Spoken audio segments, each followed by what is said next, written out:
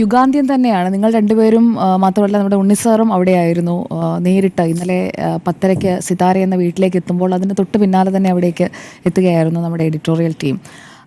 അവിടെ MTയുടെ ആഗ്രഹം വിലാപയാത്ര വേണ്ട, പൊതുദർശനം വേണ്ട, അങ്ങനെയുള്ള ഒരു തരത്തിലുമുള്ള പകിട്ടുകൾ തനിക്ക് ആവശ്യമില്ല, തന്നെ നേരെ തന്നെ വൈദ്യുത ശ്മശാനത്തിൽ അടക്കിയാൽ മതി എന്നത് മാത്രമായിരുന്നു അദ്ദേഹത്തിൻ്റെ ആഗ്രഹം.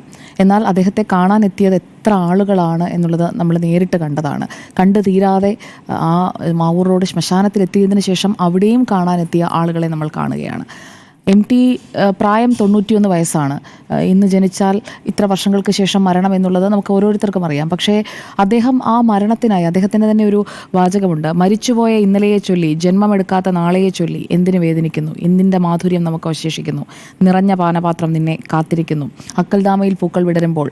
അതിൽ MT എഴുതി വെച്ചതാണ്. മറ്റ് പ്രധാനപ്പെട്ട എല്ലാ കാര്യങ്ങളെക്കുറിച്ച് നിങ്ങൾ രണ്ടുപേരും സൂചിപ്പിച്ചതുകൊണ്ട് ഞാൻ അതിലേക്ക് പോകുന്നില്ല. MTയുടേതായ ഒരു ഒറിജിനാലിറ്റി MTക്ക് ഉണ്ടായിരുന്നു. അത് ഈ മരണത്തെക്കുറിച്ച് മരണം ശേഷമുള്ള കാര്യങ്ങളെക്കുറിച്ച് അദ്ദേഹം പറഞ്ഞതുപോലെ തന്നെ അദ്ദേഹം മറ്റ് എവിടെ വേണമെങ്കിലും ഒരു പൊതുദർശനം അദ്ദേഹത്തിന് കിട്ടുമായിരുന്നു. കാരണം അദ്ദേഹം അതുപോലെയുള്ള ഒരു സ്റ്റേച്ചറിൽ നിൽക്കുമ്പോൾ ആണ് അദ്ദേഹം വിട പറയുന്നത്.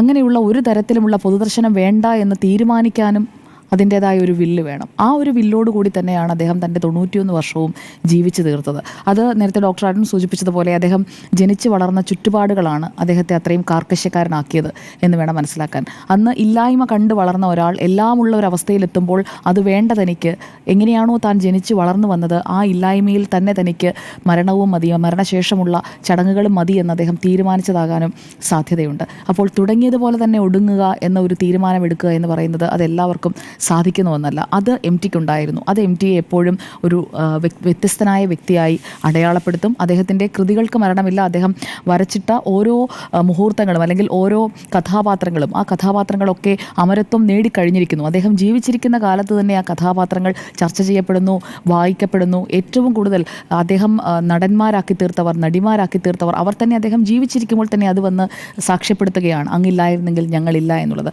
അതൊക്കെയാണ് ഏറ്റവും വലിയ ഒരു അംഗീകാരം ഒരു എഴുത്തുകാരനെ സംബന്ധിച്ചിടത്തോളം. ഒരു യുഗത്തിൻ്റെ ഒരു പൊലിമയായിരുന്നു MT ജീവിച്ചിരുന്നപ്പോൾ. ആ ഒരു കാലഘട്ടം അല്ലെങ്കിൽ ആ ഒരു യുഗം MT ഇന്ന് പട്ടടയിൽ അമരുമ്പോൾ അവസാനിക്കുകയാണ്. MTയുടെ ഒപ്പം നിന്ന ഒരു 4 തലമുറകളെങ്കിലും MT കണ്ടിട്ടുണ്ടാകണം. ഇനിയുള്ള തലമുറകളിലും MT വായിക്കപ്പെടും. MTയുടെ കഥാപാത്രങ്ങൾ, MT എന്താണോ എഴുതി വെച്ചത് അതൊക്കെ ചർച്ച ചെയ്യപ്പെടുന്നു. അദ്ദേഹം തന്നെ പറഞ്ഞതുപോലെ നിളമെലിഞ്ഞു.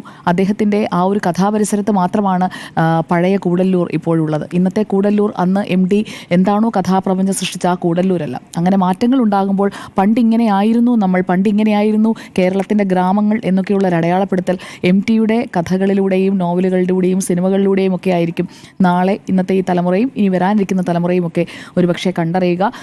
മലയാളത്തിൽ OV വിജയൻ കൊത്തിവെച്ച ഒരു കഥാപരിസരത്തിന് മാത്രമാണ് അല്പമെങ്കിലും MTയോട് കോമ്പീറ്റ് ചെയ്യാൻ പോലും പറ്റുന്ന ഒരു കഥാപരിസരമുള്ളത്. കാരണം MT എല്ലാത്തിലും അറ്റംപ്റ്റ് ചെയ്തിട്ടുണ്ട്. അത്രയും അറ്റംപ്റ്റ് ചെയ്യാൻ എത്രമാത്രം സാധിക്കും, അത്രയും റിസ്ക് എടുക്കാൻ ആർക്ക് സാധിക്കും എന്നുള്ളതും ഒരു ചോദ്യമാണ്. എനിക്കറിയാവുന്നതിനെക്കുറിച്ച് മാത്രമേ ഞാൻ പറയുന്നുള്ളൂ, എഴുതുന്നുള്ളൂ എന്ന് തീരുമാനിക്കുന്നതൊക്കെ ഒരു വല്ലാത്ത ധൈര്യമാണ്.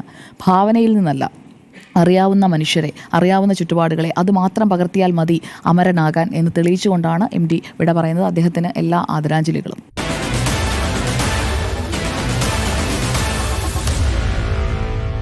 Meet the editors.